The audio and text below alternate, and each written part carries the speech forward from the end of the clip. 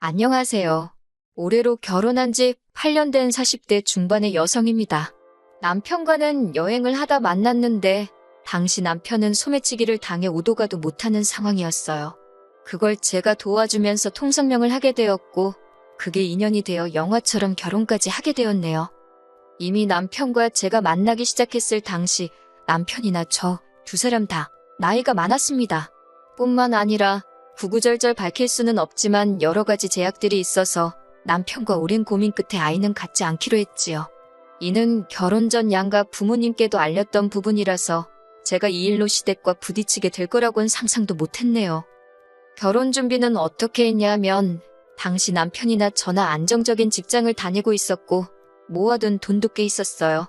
그도 그럴 것이 남편이나 저 두 사람 성격이 크게 돈 쓰는데 취미가 있는 것도 아니었고 어수선하고 북적이는 걸 좋아하지도 않아서 술자리도 즐기지 않았거든요. 취미생활이라고 해도 크게 돈 드는 일은 안 하다 보니 자연스레 저는 저대로 남편도 남편대로 돈을 모으게 되었던 것 같네요. 아무튼 그래서인지 본격적으로 결혼 준비를 하는 동안에도 양가의 경제적인 부분에 있어서 도움을 받을 필요가 없어서인지 여러모로 어려움이 없었습니다. 남편과 저 두 사람의 생활만 놓고 본다면 이 좋은 결혼을 왜 진작 안 했을까 싶을 만큼 알콩달콩 잘 지냈어요. 하지만 어머님이 뜬금없는 요구를 하시면서 남편에게 처음으로 싫은 소리를 하게 되었네요. 결혼한 지 1년쯤 되던 때였습니다. 하루는 어머님이 저와 데이트를 하고 싶으시다며 연락도 없이 저희 회사 앞으로 오셨더라고요. 살짝 당황했지만 그래도 기왕 오셨으니 맛집도 가고 근처 구경도 하다가 커피를 마시러 갔지요. 카페에 도착하고 나서야 어머님께서 갑자기 제 손을 잡으시더니 사실 하실 말씀이 있으시다며 저더러 이제 놀 만큼 놀았으니 슬슬 애를 가지라 하셨습니다. 당신 아들, 그러니까 제 남편이 몇 대 손이고 어쩌고 하시면서 말이에요. 순간 숨이 막히고 가슴이 답답해졌습니다. 제가 어머님께 처음 인사드리러 갔을 때 분명히 딩크로 살겠다고 말씀드리지 않았냐. 어머님께서도 저희 둘만 잘 살면 된다 하셔놓고 왜 갑자기 말을 바꾸시냐 했어요. 그러자 하신다는 말씀이 그래도 둘이 같이 살기 시작하면 마음을 바꿔먹을 줄 아셨답니다. 그러면서 당신 주변 분들은 이제 손주 크는 거 보는 재미로 산다는데 당신은 어디 가서 할 말도 없고 기가 팍 죽는다면서 요새 사는 재미가 없으시대요. 이러다 하루아침에 당신과 아버님이 콱 죽기라도 하면 저희더러 미안해서 어쩌려고 그러냐고요. 어머님의 궤변이 솔직히 너무 황당했어요. 저는 어머님께 아무리 그러셔도 못 낳는다고 선을 그었습니다. 벌써 제 나이가 얼만 줄 아시냐. 남편 나이는 또 어떻고 여러모로 걱정되는 바가 많아서 처음부터 안 낳기로 한 거다. 마음을 바꾸시라 했네요. 그러자 어머님께선 제가 이렇게 이기적인 줄 몰랐답니다. 당신 아들도 당신이 잘 아는데 실은 애를 가지고 싶을 거라나요? 그런데 저 때문에 안 갖는다는 게 분명하다며 제가 못된 거고 이기적인 거고 나쁜 거라시대요.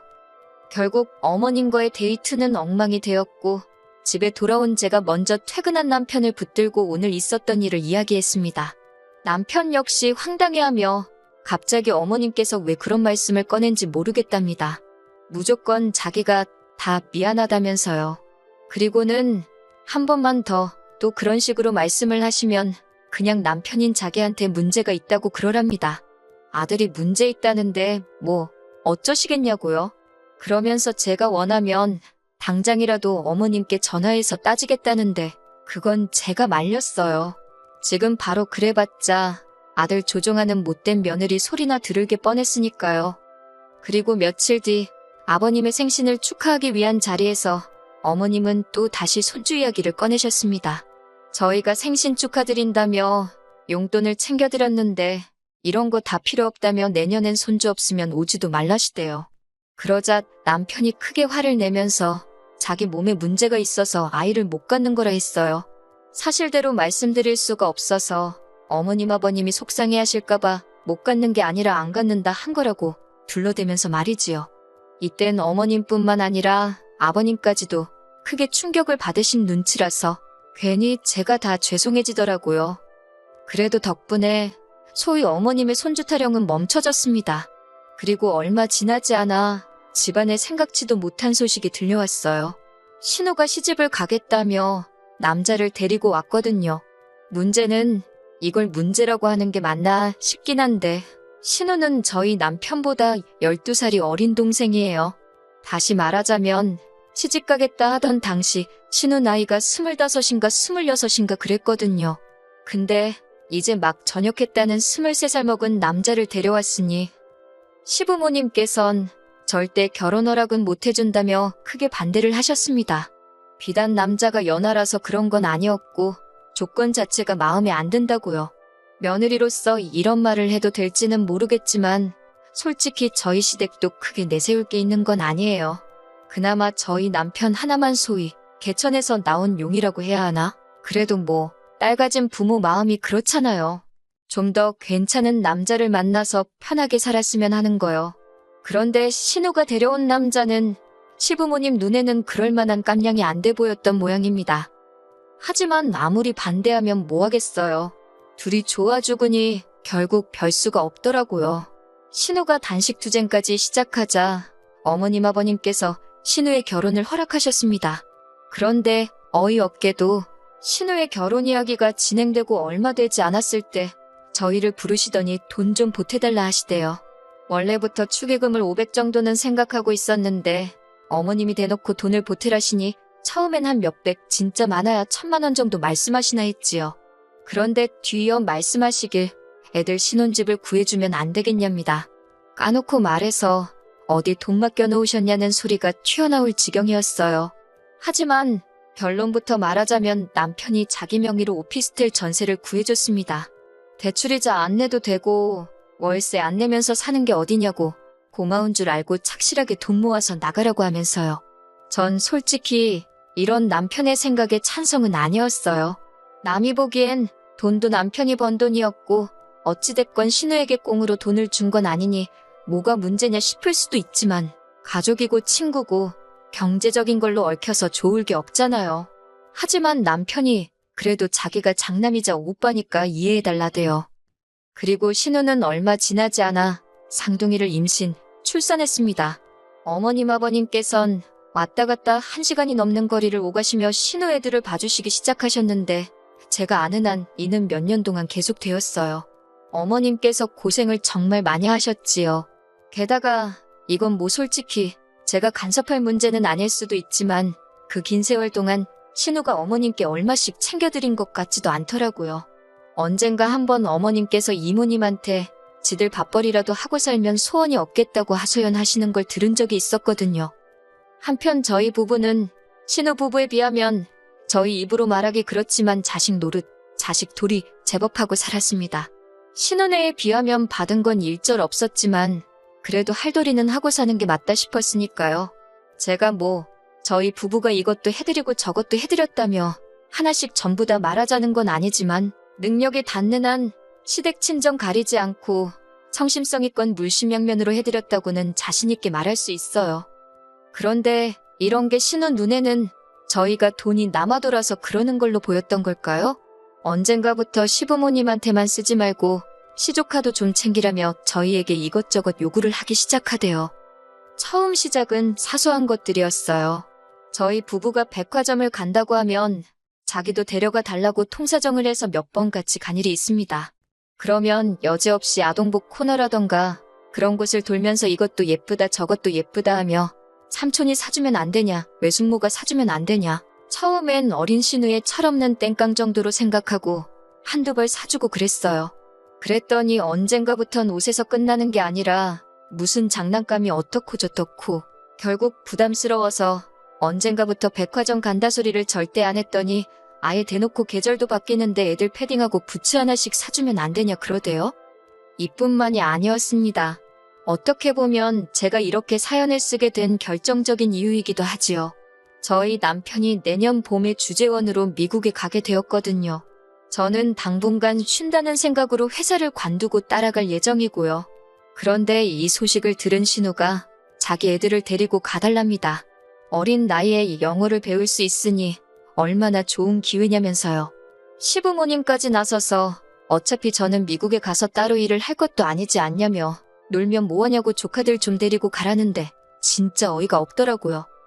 그러자 남편이 신우더러 한 달에 얼마씩 줄 거냐 묻대요. 생각지도 못한 남편의 말에 저 사람이 무슨 소리를 하는 건가 싶어서 가만히 냅둬봤어요. 신우가 돈을 줘야 되냐고 반문하니 남편이 남의 집에 애를 맡기면 돈을 주는 건 기본 상식 아니냐 받아치대요. 애는 목공으로 크냐고, 애 먹고 자고 쓰는 거, 거기다 네 언니가 애 봐주는 비용까지 해서 한 달에 한 400씩 보낼 수 있냐고 그러는 거예요. 신우 사정 뻔히 아는 사람이 왜 저런 소리를 하나 싶어서 어이가 없기도 하고 동시에 마음에 쏙 들더라고요. 우리 남편 잘한다. 마음속으로 응원을 했다니까요. 그랬더니 어머님께서 남편더러 지정신이냐고 화를 내셨습니다. 어차피 너네는 애도 없으면서 돈 쓸 데가 어디 있다고 어린 여동생한테 돈을 달라 소리를 하냐고요. 그러면서 하시는 말씀이 그렇게 돈 모아서 죽을 때 머리에 지고 갈 거냐고. 그런데 신우가 하는 말이 더 가관이에요. 저희를 보면서 오빠랑 언니 죽으면 어차피 그 재산 다 쌍둥이 거 되는 거 모르냐입니다. 그러니까 그 돈 조금 일찍 준다 생각하고 데리고 가달래요. 정 귀찮아서 안 되겠으면 애들 좀 크면 해외로 유학을 보내줄 거냐입니다. 제가 신우더러 제가 애를 안 낳는 게 신우네 애들 케어해주려고 안 낳은 거냐 따졌습니다. 쌍둥이를 어떻게 키우건 뭐를 해주건 나는 관심이 일절 없다고 아가씨가 알아서 해주라고 사부쳤고요. 남편도 신우더러 정신 똑바로 차리고 살라며 화를 내더니 한 번만 더 이거 해달라 저거 해달라 말 같지도 않은 소리 했다간 집에서 내쫓아버린다고 엄포를 놓대요. 그렇게 일이 마무리되었다 생각하고 집으로 돌아왔습니다. 그런데 그날 밤 바로 또 신우에게 연락이 왔어요. 전화기 너머로 서럽게 울면서 말이지요. 모르는 사람도 돕고 사는 세상인데 하나뿐인 조카들한테 뭐 좀 해주는 게 아깝냐고. 자기가 인터넷 찾아봤는데 저희 재산, 저희 죽으면 다 조카들 거 되는 거 맞다고. 여기까지는 아까도 다 했던 이야기지 싶어서 저도 그냥 옆에서 듣고만 있었어요. 그런데 신우가 마지막으로 한 말이 아주 충격적이었습니다. 오빠인 남편이 먼저 죽고 새언니인 제가 남은 재산 가지고 다른 남자랑 재혼이라도 하면 자기 애들은 불쌍해서 어쩌냐입니다. 사람 이름 모르는 거라며. 그러니까 새언니가 반대하는 거 다 안다면서 새언니인 저 모르게 자기하고 쌍둥이 좀 챙겨달라나요? 자기는 믿을 사람이 오빠밖에 없다면서. 기가 차고 코가 차서 남편을 쳐다보니 남편도 당장 터질 듯이 얼굴이 벌개져 있더라고요. 그러더니 전화기에다 대고 야, 이 미친 X라고 욕을 하더라고요.